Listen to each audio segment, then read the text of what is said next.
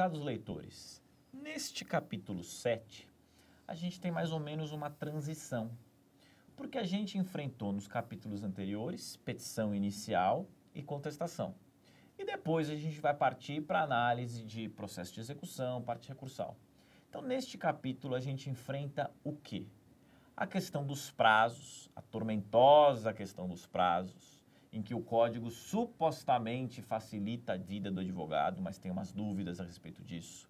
A gente fala também das chamadas providências preliminares, depois da petição inicial, contestação, volta o processo para o juiz. O que o juiz vai fazer? O que vai acontecer? A principal forma de providência preliminar que a gente tem é a apresentação de réplica. Então, a gente tem neste capítulo uma réplica comentada para que se compreenda exatamente como encaminhar essa peça. Depois disso, volta para o juiz para que profira o chamado julgamento conforme o estado do processo. Seja desde logo já proferindo uma sentença ou preparando o processo para a instrução, por meio da decisão de saneamento, para partir para a instrução, para a audiência de instrução. Mas, possivelmente, um dos temas aqui em que a gente mais aprofunda, porque tem mais polêmica, é a questão relacionada aos prazos.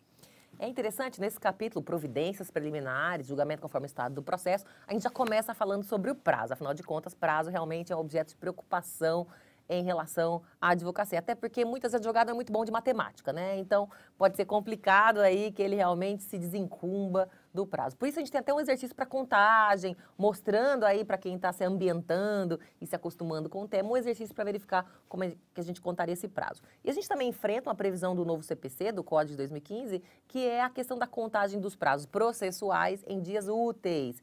Essa previsão muito interessante, muito festejada pela advocacia, acabou gerando algumas polêmicas consideráveis. Afinal de contas, o que é prazo processual, o que é prazo material? Então, muitas vezes a gente tem essa polêmica em relação a essa identificação, né? E aí a gente controverte um pouco sobre essas leituras, sobre esses olhares. Eu mesmo já mudei de ideia, eu divergia do Delora em relação a um ponto, em relação ao cumprimento de sentença, o que era prazo. Agora eu também já acho que é prazo processual. E acho que a interpretação tem que ser sempre favorável aí à boa-fé, né? Evitando o que eu chamo de tocaias processuais, em que uma compreensão aí, surpresa, acaba realmente comprometendo a situação do litigante, do seu advogado. Então, é muito importante entender. A gente também tem a polêmica em relação à aplicação desses prazos em dias úteis nos juizados especiais, o que é alguma coisa que realmente precisará ser resolvida, mas sempre a gente tem que lembrar que prazo é realmente um pressuposto para ser lido, né? Se a gente tiver um bloqueio realmente em relação ao lapso temporal, ninguém nem vai ler o teor da petição, o que é dramático pensando em casos importantes. E, na verdade, todos os casos dos nossos clientes são importantes, né? A gente realmente tem que tomar muito cuidado. Então, convidamos vocês a acompanharem no livro e também, em todas as oportunidades possíveis, essas polêmicas sobre os prazos processuais. Boa leitura a todos.